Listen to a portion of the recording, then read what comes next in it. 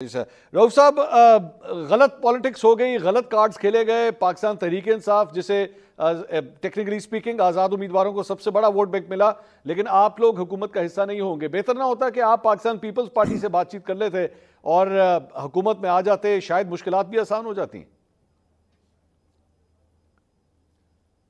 Thank you again منصور صاحب. دیکھیے، دو قسم کے آبجیکٹیوز ہوتے ہیں پالیٹکس میں آنے کے لیے. ایک آبجیکٹیو ہوتا ہے جو کہ صرف پاور کے حصول کے لیے ہوتا ہے، اور دوسرا آبجیکٹیو ہوتا ہے جو کہ تبدیلی لانے کے لیے ہوتا ہے، ایک چینج لانے کے لیے ہوتا ہے.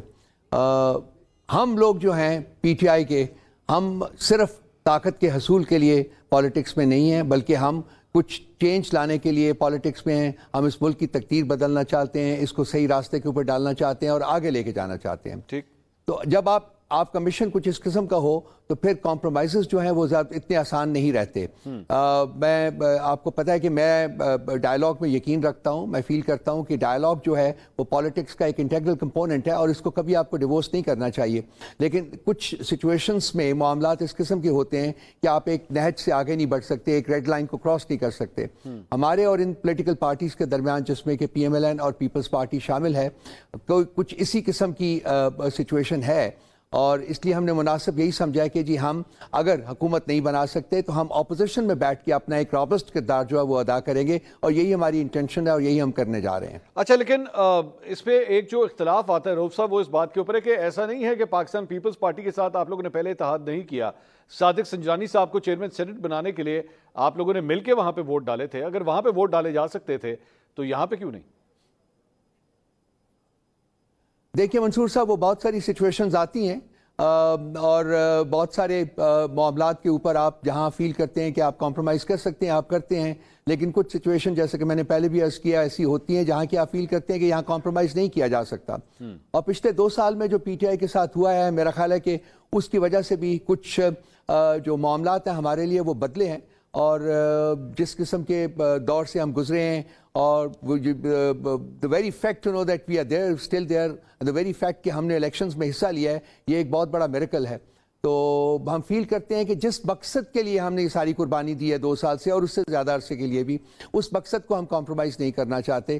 ہاں، اگر کوئی سچویشن ایسی کسی سٹیج کے اوپر آئے گی جہاں کہ تھوڑا بہت گیو اینڈ ٹیک کر کے آپ معاملات کو آگے بڑھا سکتے ہیں تو ہم اس سے ہیزیٹیٹ نہیں کریں گے. لیکن جو پرنسپل، ہمارے جو بیسک پرنسپلز ہیں، میرا خیال ہے کہ یہاں اگر ہم ان بڑی پولیٹیکل پارٹیز میں سے کسی ایک کے ساتھ بھی اتحاد کرنے کی کوشش کرتے تو ہم ڈیفینیٹلی اپنے جو بیسک ہماری جو پرنسپلز ہیں اس کو کمپرومائز کرنا پڑا، اور اس کے لیے پارٹی تیار نہیں تھی. اس لیے پارٹی کے جو سپورٹرز ہیں، پارٹی کی لیڈرشپ ہے، وہ تیار نہیں. Rauf sahab, let me be very frank about the situation. آپ نے یہ جو بھی کہا کہ جی پارٹی جو ہے وہ حالات کے مطابق گیو اینڈ ٹیک کر سکتی ہے، ظاہری بات ہے. ایک نون فیکٹ ہے میرے خیال میں، I'm going to now talk about the elephant in the room. وہ یہ ہے کہ پاکستان تحریک انصاف کی جو ہے وہ اسٹیبلشمنٹ کے ساتھ نہیں بن پا رہی، اور پچھلے 2 سال کا چونکہ آپ نے ذکر کیا، اور 2 سال کے اندر ایک ویریبل جو ہے وہ یہی ہے.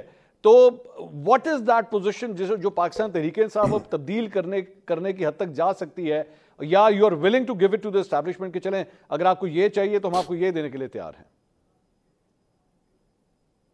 دیکھیے، میں پھر وہی ریپیٹ کروں گا اپنا جواب کہ جی ہم اپنے بیسک پرنسپلز جو ہیں ان کے اوپر کمپرومائز نہیں کریں گے. اگر ہم اپنے بیسک پرنسپلز کے اوپر کمپرومائز کرنا چاہتے تو معاملات یہاں تک نہ آتے. ہماری پارٹی کے اوپر اس شدت کا ظلم اور جبر جو تھا وہ نہ انلیش کیا جاتا. لیکن چونکہ ہم اپنے پرنسپلز کے اوپر سٹک کرتے رہے ہیں اور کر رہے ہیں، اور ہماری انٹینشن ہے کہ ہم ان پرنسپلز کو کمپرومائز نہیں کریں گے، اس لیے جب اس قسم کے جو سچویشن ہوتی ہے اس میں جو معاملات ہیں وہ تھوڑے سے زیادہ ڈیفیکلٹ ہو جاتے ہیں. جہاں تک رہا بات کرنے کا اسٹیبلشمنٹ سے، تو آپ کو یاد ہے کہ بہت پہلے خان صاحب نے کہا تھا کہ میں بالکل بات چیت کرنے کو تیار ہوں، اور بلکہ انہوں نے ایک اپنی کمیٹی بھی بنا دی تھی. حالات اس سے بہت آگے آ چکے ہوئے ہیں. اب آج کی سچویشن میں جو ڈیولپمنٹ ہوئے گی تو ہم پالیسی جو ہے پارٹی کی پالیسی اسی کے مطابق بنائیں گے، ڈھالیں گے.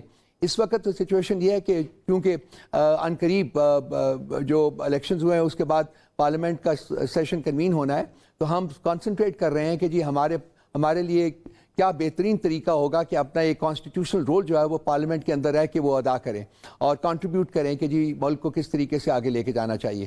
رؤف صاحب، آپ سمجھتے ہیں ریسنٹلی میں نے پاکستان تحریک انصاف کے کئی ایسے لوگ جو کہ انڈر گراؤنڈ تھے اب وہ منظر عام پہ آنا شروع ہو چکے ہیں. فیصل جاوید ہیں, میاں اسلم اقبال ہیں, ایون علی امین گنڈا پور صاحب بھی جو ہے وہ پہلے پبلک ڈومین میں نہیں نظر آتے تھے, لیکن اب وہ فریلی نظر آنا شروع ہو چکے ہیں. آپ سمجھ رہے ہیں کہ تھوڑی سی سپیس پاکستان تحریک انصاف کو ملی ہے if you compare it with the pre-election era?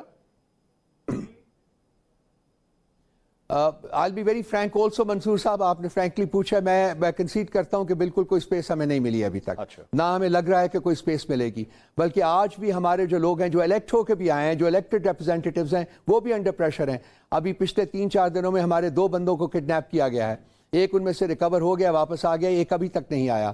اس کے علاوہ in addition to that there is a lot of pressure on over elected representatives کہ وہ کسی اور پولیٹیکل پارٹی کو جوائن کریں. یہ میں ایکنالج کرنا چاہوں گا اپنے جو الیکٹڈ ریپرزینٹیٹیوز ہیں کہ وہ جس پرسیویرنس کے ساتھ اور جس اسٹیٹفسٹلی وہ پارٹی کے نظریے کے ساتھ کھڑے ہیں, آئی تھنک وہ قابل ستائش بھی ہے اور قابل تقلید بھی ہے. تو ہمارے اوپر پریشر آج بھی موجود ہے, پریشر ہمارے اوپر ختم نہیں ہوا. یہ ایک حقیقت ہے جس کو بیان کرنے میں بالکل کسی قسم کی کوئی ہیزیٹیشن نہیں ہونی چاہیے. رؤف صاحب, سنی اتحاد کونسل کے ساتھ اب ظاہری بات ہے آپ لوگوں کا ایک اشتراک اتحاد ہو چکا ہے, اور اس سلسلے میں آپ نے اپنے ایم این ایز اور ایم پی اے سب سے یہ کہا کہ جی ایفیڈیوٹس جو ہیں جمع کرائیں. اب تک قومی اسمبلی کے کتنے ایفیڈیوٹس آپ کو ریسیو ہو چکے ہیں؟ کل تک ہم لوگ 189 ہم جمع کرا چکے تھے, 4 اور ہیں جو کہ آج اگر جمع نہیں ہوئے تو کل جمع ہو جائیں گے. جی نہیں, لیکن یہ 189 + 4 یہ آپ صرف قومی اسمبلی میں نمبرز تو کم ہیں آپ کے نا؟ یہ قومی اسمبلی کی بات کر رہا ہوں, میں صرف قومی اسمبلی کی بات کر رہا ہوں. جی اچھا, سو بیسیکلی آپ نے اس کے اندر ان لوگوں کو بھی شامل کیا ہے جو بیشک الیکشن نہیں بھی جیتے, یہ پوری تعداد اس میں شامل ہے؟ نہیں, یہ وہ لوگ ہیں جو کہ الیکشن جیت گئے ہیں منصور صاحب, اور جن کے ایفیڈیوٹس ہم نے الیکشن کمیشن میں جمع کرا دیے ہیں کہ انہوں نے سنی اتحاد جو ہے اس کو جوائن کر لیا ہے. یہ وہ لوگ ہیں صرف. جی نہیں سر, آپ لوگوں کے اس وقت جو آپ کو پتا ہوگا کہ ہم اس وقت بھی سنگل لارجسٹ پولیٹیکل پارٹی ہیں. نہیں, لیکن نمبرز کے لحاظ سے تو ہمارے جو اراکین آزاد حیثیت سے جو الیکٹ ہوئے ہیں وہ سب سے they constitute the single largest political party in the National Assembly. رؤف صاحب, لیکن انڈیپینڈنس کے لحاظ سے جو ابھی تک ٹیبل سامنے آیا اس میں تو کوئی 90 کے آس پاس آپ کے انڈیپینڈنس بنتے ہیں پاکستان تحریک انصاف کے. ہمارے حساب سے جی 93 بنتے ہیں. وہی میں نے آپ کو بتایا کہ 87 یا 88 جمع ہو چکے ہیں اور 3 یا 4 ابھی رہتے ہیں, وہ جمع ہم نے کرانے ہیں. اچھا, دوسری بات آج ہو گئے ہوں گے میرا خیال ہے وہ بھی. ٹھیک ہے. دوسری بات یہ بتائیے گا کہ یہ جو ریزرو سیٹس کا معاملہ ہے اس کے اوپر یہ کہا جا رہا ہے کہ سنی اتحاد کونسل نے جو ہے وہ اپنی کوئی لسٹ جمع نہیں کروائی تھی, اس کے اندر اب آپ لوگ اس پہ کیا کریں گے؟ الیکشن کمیشن میں جا کے کوئی پٹیشن کریں گے, کیا طریقہ کار ہوگا؟ دیکھیے, خیبر پختونخوا میں منصور صاحب ہم لوگ اپنے پلیٹ فارم سے پی ٹی آئی کا جو پلیٹ فارم ہے اس کو لے کے آگے بڑھیں گے, اور وہ لوگ اپنا جو ہمارا کلیم ہے اس کی بیسس کے اوپر ہم اپنی سیٹس جو ہیں, نمبر آف سیٹس جو ہیں ان کو کلیم کریں گے. اس میں ہمارے پاس ایک پریسیڈنس بھی موجود ہے کہ 2018 کے الیکشنز میں ہم نے اپنی لسٹ وہ جمع نہیں کرائی تھیں, اور الیکشن ہونے کے بعد جب ہم نے الیکشن کمیشن کو اپروچ کیا تھا اپنی لسٹوں کے ساتھ, تو وہ لسٹیں جو انہوں نے کنسیڈ کی تھی, ہماری رائٹ کو کنسیڈ کیا تھا کہ ہم اپنی سیٹس جو ہیں وہ کلیم کر سکتے ہیں. ایک اور ورژن یہ ہے کہ جی جب اس وقت تک ہاؤس پورا نہیں ہوگا, جب تک کہ تمام سیٹیں جو ہیں ریزرو سیٹس جو ہیں وہ الاٹ نہیں کی جائیں گی ان پولیٹیکل پارٹیز کو جن کا حق بنتا ہے اس کے اوپر. سو اس بیسس کے اوپر ہم لوگ وہاں اپنا کیس لے کے جائیں گے. جہاں تک رہا ہمارا سینٹر کا اور پنجاب کا, وہ سنی اتحاد کے ساتھ چونکہ ہم نے ہم نے مرج کیا ہے, مطلب ہمارے جو لوگ ہیں وہ اس میں شامل ہوئے ہیں, تو وہ اس کے پلیٹ فارم سے ہم یہ فائٹ کریں گے, اور وہ بھی اس کی بھی بیسس جو ہے وہ وہی پریسیڈنس ہے جو کہ 2018 کا ہے جو میں نے بیان کیا ہے, تو اس کی بیسس کے اوپر ہم اپنا جو کوٹا ہے وہ کلیم کریں گے.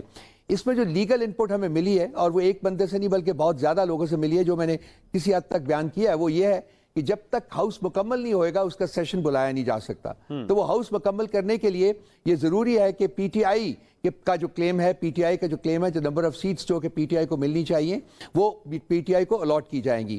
یہ ہماری لیگل انپٹ کی بیسس کے اوپر میں یہ اسٹیٹمنٹ دے رہا ہوں.